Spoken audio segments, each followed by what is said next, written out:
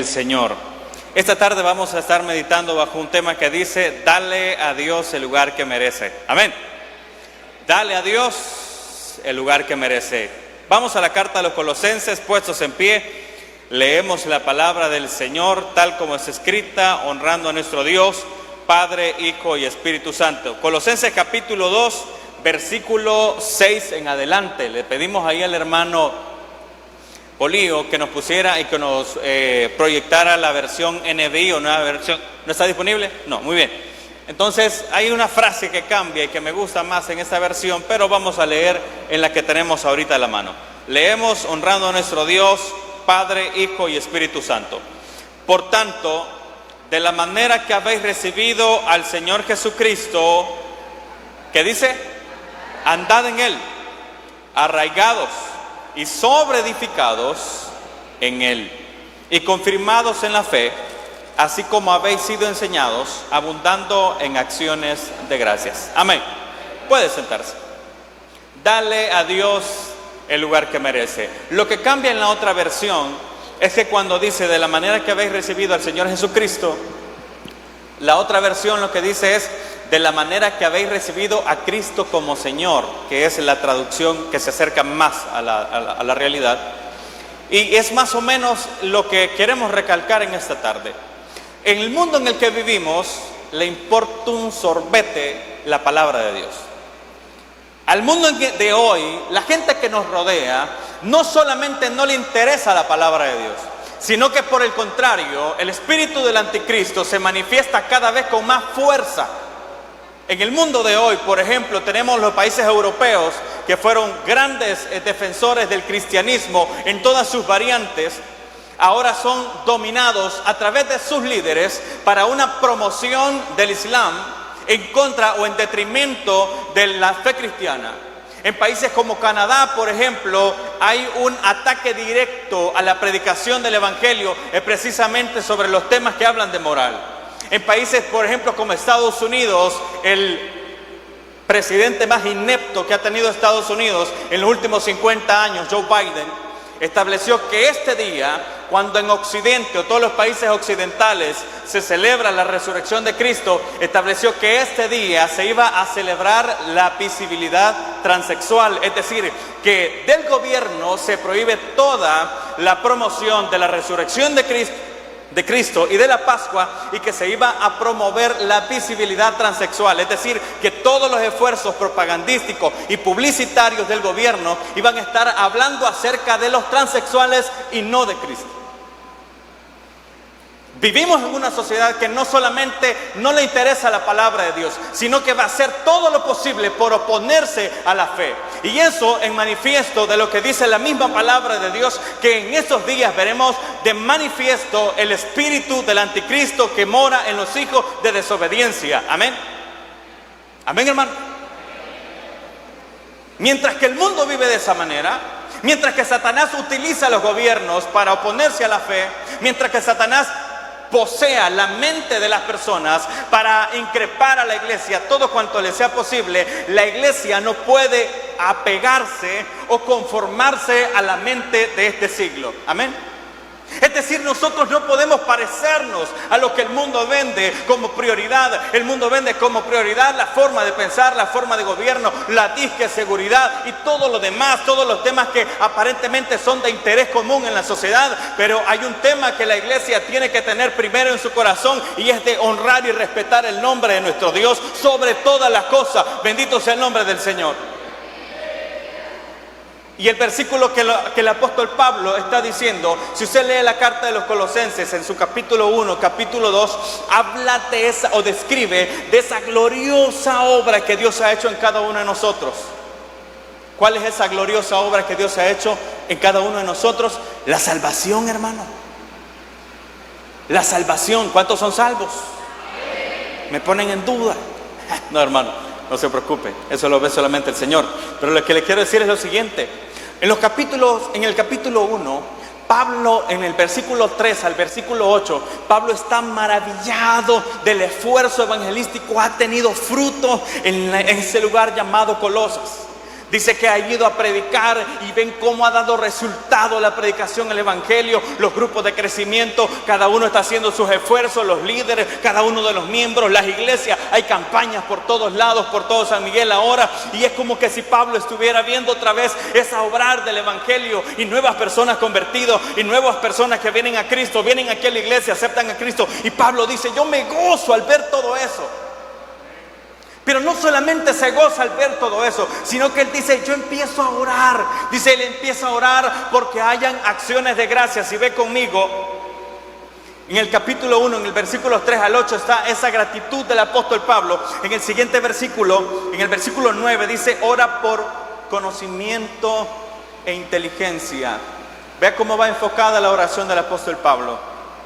Ora porque esos nuevos creyentes, porque esos nuevos convertidos, porque esas nuevas personas que han venido a Cristo se empapen del conocimiento de Dios. Amén. Y usted me dirá, ¿y por qué la oración del apóstol Pablo va sobre ese rumbo, sobre ese camino? Sencillo, porque en el momento que usted deja de cuidar esa palabra que Dios puso en su corazón, el Señor dijo que viene el malo, que estaba ilustrado por las aves del campo, y levantan esa semilla y se queda sin dar fruto.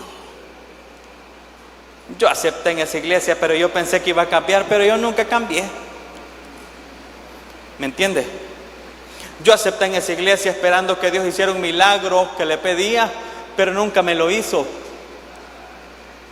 Por eso es importante que nos empecemos a llenar de Dios y de su palabra.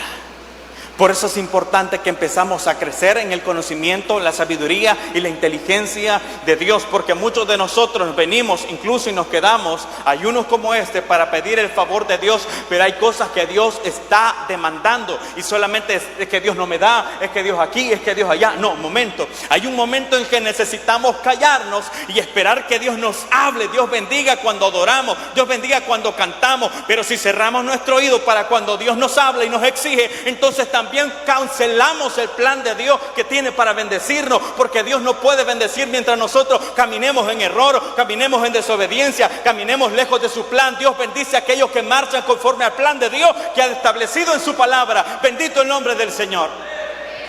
¿Cuántas respuestas se han quedado en el aire? ¿Cuántas súplicas no has visto en tu corazón? ¿Cuántas veces te quedaste sin recibir la respuesta de Dios? ¿A qué se debió? Dice el versículo que leemos que la oración del apóstol Pablo era que fuéramos llenos del entendimiento, de la sabiduría y de la inteligencia de Dios. Es decir, Señor, si hay algo que estoy haciendo mal, hámelo saber. ¿Cuántos ayunos llevamos ya sin ver respuesta? ¿Cuántas veces te has levantado en la madrugada desde las 12 hasta la 1, hasta las 3, hasta las 4, hasta las 5 y seguís sin ver respuesta? Hay algo que Dios tiene que hablar a nuestro corazón, abrir nuestra mente para que no gastemos nuestras fuerzas en vano y terminemos diciendo es que Dios no responde. No, Dios responde a aquellos que le aman y a los que temprano le buscan, y a los que se quedaron en el ayuno hoy, Dios va a responder también, pero que nuestro corazón esté conforme al propósito de Dios. Bendito sea el nombre del Señor.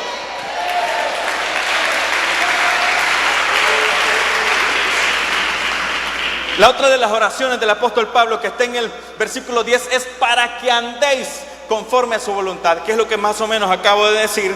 Y el versículo 11 dice, fortaleza con todo poder. Oiga esto, muchas veces ignoramos que estamos en una guerra. ¿Cuántos están en guerra, hermanos? Pues aunque usted no lo quiera reconocer, estamos en guerra. Pues aunque usted quiera cerrar los ojos y decirme, no hermano, yo no tengo pleito con nadie, no. Su guerra no es contra su compañero de banca, contra su compañero de ministerio, contra el pastor y contra los líderes, o contra sus vecinos que pasa peleándose por la gallina. No, su guerra es contra las tinieblas. Su guerra es contra el enemigo. Un enemigo que no descansa. Yo recuerdo que aquí estuvimos hablando sobre la armadura del cristiano, Efesios capítulo 6, y hubo alguien por ahí que dijo, ay, aburren con lo mismo. Fue una predicación de 3 días, si usted se acuerda, y hubo alguien que dijo, ay, aburren con lo mismo. Déjeme comentarle algo, una información. los satanistas o los cristianos ex-satanistas, y particularmente una escritora, Rebecca Brown, explica que la oración más eficaz que tiene que hacer todo creyente para contrarrestar los ataques del enemigo es pedir ser vestidos de la armadura de Dios.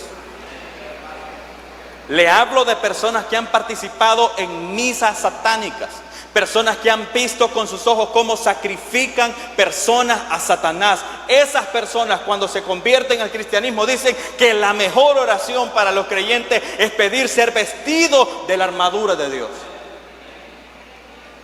Porque nosotros estamos, hermanos, solamente conscientes de lo que ven nuestros ojos, pero no estamos conscientes del mundo espiritual que está alrededor de nosotros. Porque no lo podemos ver, y como no lo vemos, asumimos que no existe. Cuidado, hermano. Nosotros, cuando vivimos nuestra vida, tenemos que vivir delante de un Dios que está a favor de nosotros y por nosotros, y nuestra vida tiene que honrarle. La siguiente oración del apóstol Pablo es que en el versículo 12 de ese capítulo 1 dice: con gozo damos gracias al Padre que nos hizo aptos. Oiga esto. Aptos no tiene que ver con actos. Aptos tiene que ver con aptitudes, disposición, estar dispuesto. Si yo tomo, por ejemplo, o si un alfarero, es decir, alguien que trabaja con el barro, va al campo, a la tierra, y toma un pedazo de tierra o de lodo y va a empezar a trabajar, esa tierra no está apta para trabajar. ¿Por qué? Porque tiene impurezas, porque tiene ripios, porque tiene basura, porque tiene hojarasca. Entonces la preparación correcta es primero colarla, limpiarla, y cuando ya está apto, va y lo forma. ¿Me entiende? Eso es lo que Dios hizo con nosotros. Dejamos de pertenecer al reino de las tinieblas, dejamos de pertenecer al reino de Satanás, dejamos de estar en la lista de los que tenían preparado un lugar en la condenación eterna, y ahora tenemos un lugar preparado en la eternidad junto con el Señor. Dejamos de pertenecerle a los demonios y a Satanás y a su obra, y empezamos a pertenecer al reino de luz que es establecido por la obra de Cristo en la cruz del Calvario. Nuestros pecados han sido perdonados, han sido limpiados, han sido redimidos, y nuestras vestiduras delante de Dios son blancas. Por eso nosotros ahora somos aptos para ser llamados hijos de Dios. Bendito sea el nombre del Señor.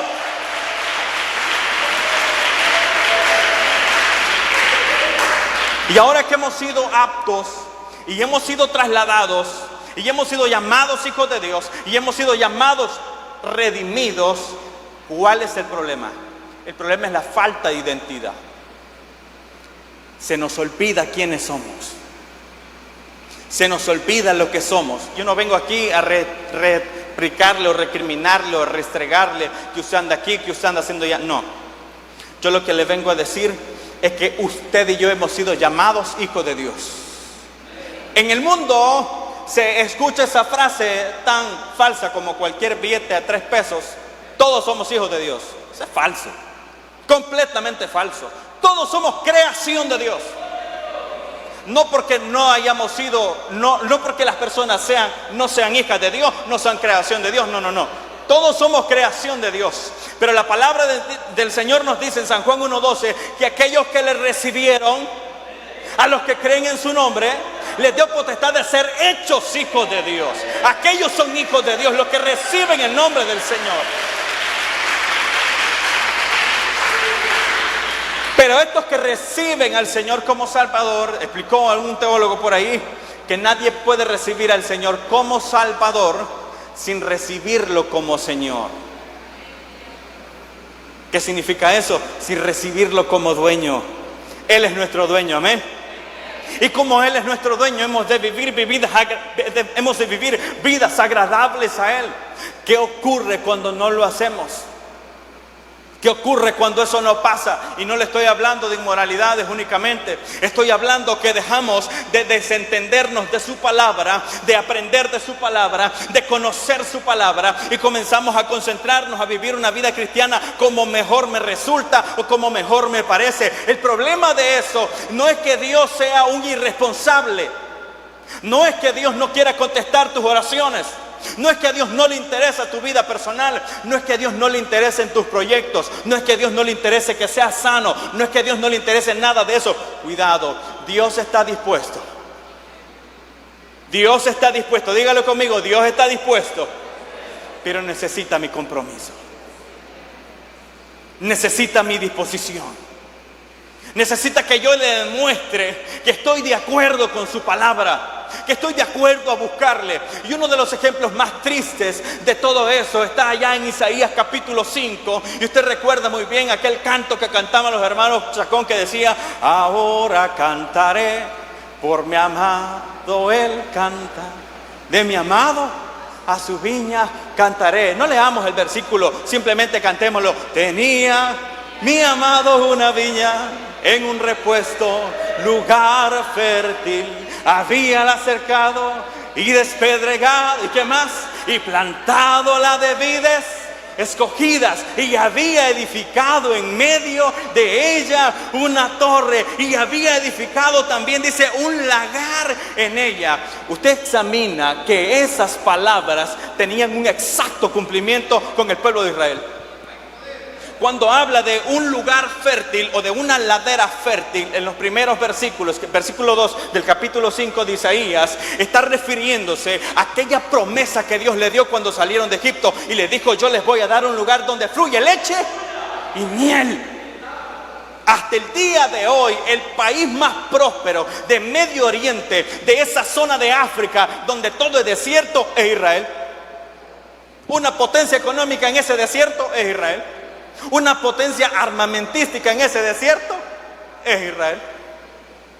¿Cumplió Dios su palabra? Claro que la cumplió. Y después dice que había sido plantado de vides escogidas. Vides eran los almácigos, es decir, los pedacitos de la planta que se sembraba para hacer producir el viñedo, es decir, para que se expandiera el viñedo.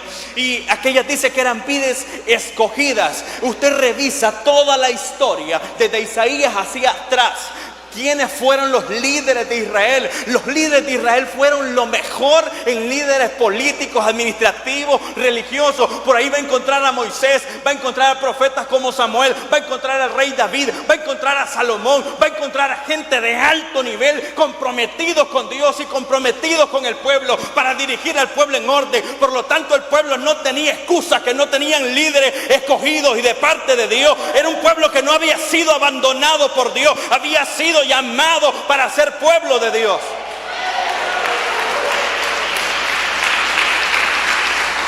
Vides escogidas, vides seleccionadas, los mejores líderes.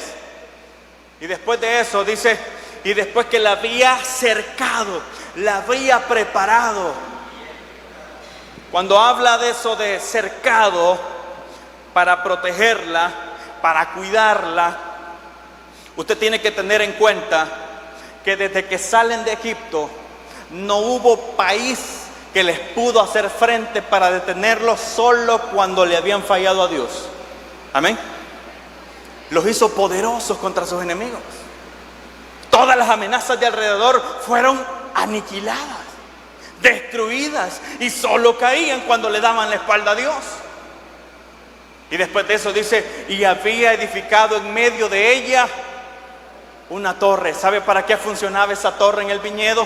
En esa torre había un guardián, había un vigía que se encargaba, o en algunos casos se le conocía también como atalaya, que se encargaba de anunciar cuando había problemas, cuando habían peligros, cuando habían animales saltando la cerca, cuando habían ladrones queriendo hacer daño en el viñedo, cuando había alguien que quería destruir. Para eso estaba la torre, para que hubiera uno ahí vigilando. El mejor ejemplo de la torre edificada por Dios en medio del pueblo de Israel, yo lo encuentro cuando aquella columna de fuego descendía en medio del desierto. Todos los países temblaban a ver que no era un Dios que solamente era un monumento o un pedazo de tiesto, era un Dios vivo que se mostraba en fuego en medio de su pueblo. Todos los países temblaban alrededor a ver un Dios manifestado de esa forma, por ningún Dios podía hacerlo. Bendito el nombre del Señor. No hubo ni un solo Dios que pudiera repetir la hazaña que hacía Dios en medio de Israel. Dígame qué consejero de guerra, qué ministro de defensa va a recomendar hacer la guerra con un Dios de esa categoría? ¿Quién se va a animar? Nadie. Por supuesto, esa era la defensa de ellos. No tenían armas como tenían los demás países. No tenían un ejército como lo tenían los demás países, pero tenían un Dios todopoderoso en medio de ellos. ¿Cuánto le alaban, hermanos? Bendito el nombre del Señor. Y después dice que había edificado una torre y también un lagar en ella. Óigame, después de todo lo que había hecho por ellos, solo iba a haber un lagar. ¿Sabe para qué sirve el lagar? Para recoger los frutos, para recoger las uvas, para triturarlas, para que saliera el vino. El problema es que lo que llegó al lagar, ¿qué fueron? Uvas agrias, uvas silvestres, uvas ácidas, uvas incomibles. Entonces, cuando vemos que Dios dice y se levanta en ese momento, les pregunto ahora a todos ustedes, dice Dios en esos versículos, les pregunto ahora a todos ustedes, díganme qué me hizo falta, qué es lo que no les di, qué es lo que no les hice, qué es lo que no proveí, qué fue lo que no les manifesté a ellos. Les proveí, los cuidé, los guardé, los planté, los regué, les hice de todo, y ahora que yo espero los frutos, no veo los resultados. Déjeme decirles que en ese momento el Señor dice, ahora van a ver ustedes lo que yo voy a hacer a mi viña. Voy a quitarle la protección, voy a levantar los cercos, voy a dejar que la oyen, voy a dejar incluso que deje de llover. Y en ese momento es cuando entra la preocupación. Nosotros somos también igual que esa viña. Dios nos ha cuidado, nos ha guardado, nos ha plantado, nos ha protegido, ha puesto predicadores para que nos hablen. ¿Y cómo está nuestro corazón? Cuando nosotros vemos nuestra vida espiritual, al igual que esa viña, dos opciones tenemos, o dos opciones nos quedan: empezar a ver gloria de Dios, empezar a ver su misericordia, empezar a ver su resplandor, o empezar a ver que Dios detiene sus bendiciones, hasta que nuestro corazón empiece a estar conforme a su voluntad. Yo le comento a mi esposa que yo no sé cómo nació una matita de sandía en el patio de la casa, y el zacatito que crece alrededor como grama le come los nutrientes, ¿verdad, pastor? Lo que está recién el montecito alrededor, rápido la ponen amarillita, marchita. Entonces yo le digo, no, la vamos a cuidar. Y en cuestión de semana y media más o menos, ya creció casi 1 metro. Le pusimos abono, le limpiamos alrededor, la porcamos. Los hermanos agricultores saben de qué estoy hablando, y le estamos regando. Pero yo espero que me dé una sandía. Amén, hermano. Yo espero comerme una sandía de la matita esa, que valga la pena. Y si no me la da, yo al siguiente día le meto la guadaña también. ¿Me entiende? Nosotros tenemos, hermanos, una vida donde dependemos más nosotros que de Dios, que lo que Dios depende de nosotros. Amén, hermano. Dependemos más nosotros de Dios que lo que Dios depende de nosotros. Nosotros estamos bajo la bendición de que estamos bajo la gracia. Oiga bien, tenga cuidado con esa palabra, porque sí es cierto, pero no es para que abusemos. ¿Qué quiero decirle con esto? Dios no va a derramar fuego en este momento como lo hizo con Sodoma y Gomorra. No lo va a hacer. Dios no va a desatar un diluvio como lo hizo con las ciudades impenitentes del tiempo de Noé. No lo va a hacer. Pero Dios está esperando el momento en que nosotros nos volvamos a Él. Dios está esperando cada día para que cada uno de nosotros esté conforme a su voluntad. Dios está esperando cada día para que nosotros caminemos conforme al plan de Dios. Ahora, la pregunta, ¿cómo hacemos o qué hacemos? Regresamos al versículo que estábamos leyendo, versículo 6 de Colosenses, dice: por tanto, de la manera que habéis recibido a Cristo como Señor, como dice en la otra versión, Dios espera que lo veamos como un Señor. Amén, hermanos. Dios espera que lo veamos como Señor. Y le voy a decir que son las cosas que normalmente reciben los señores, los dueños, los que son aquellos que merecen gloria, y solamente hay uno que merece gloria, que se llama Cristo Jesús. Yo lo resumo en 5 términos fáciles: honra, respeto, temor, adoración y acción de gracias. Honra, temor, respeto, adoración y acción de gracia. Honra tus palabras, tus actos y todo lo que haces debe honrar a Dios. No solamente cuando estoy predicando de corbata en el púlpito. Amén, hermanos. Respeto, óigame, hay una diferencia entre respetar a Dios y temer a Dios. Y la diferencia no solamente es por el acto, sino también por los resultados o efectos. Le voy a comentar cuál es la diferencia. Respetar a Dios es que el pecado que practiquen todos los demás no me afecta y tampoco me involucra. Amén. Y hoy voy a reprender muy fuertemente a aquellos que pasan haciendo burlas de un don manifiesto como el hablar en lengua y remedan a otros queriendo hacer chiste. Eso es una falta de respeto, hermano. Eso es respetar a Dios. Y la otra es temor de Dios. Es el pecado que me involucra directamente a mí. Aquí puede haber un par de charlatanes, o afuera en mi trabajo pueden haber charlatanes haciendo chistes de Dios, chistes de todo lo que tiene que ver con la Biblia o lo que sea. Yo respeto a Dios y no me involucro. Amén. Pero también yo me puedo hallar tentado a serle infiel a mi esposa, a hacer diferentes tipos de pecados morales, espirituales, religiosos, litúrgicos, de lo que sea. Y ese pecado que solo yo estoy involucrado es respaldado por el temor de Dios. Amén. Yo no ocupo una bandada para pecar. Solo me necesito a mí mismo. Ese es temor. ¿Y por qué temor y no respeto? Mi hermano, tenemos un Dios que en su palabra dice que al que ama, corrige. A quien ama, castiga. Y si muchas veces nos hallamos probados, y si muchas veces nos hallamos enfermos, como dice la palabra del Señor hablando de la Santa Cena, y por eso es que hay muchos enfermos y otros duermen, se murieron. ¿Por qué? Porque posiblemente no quisieron transformar su corazón o cambiar su corazón. Y los que estamos en esta tarde nos vamos a ir ahora conscientes de que hay uno que merece ser honrado, respetado, temido, adorado y que le demos la gloria. Bendito sea el nombre del Señor.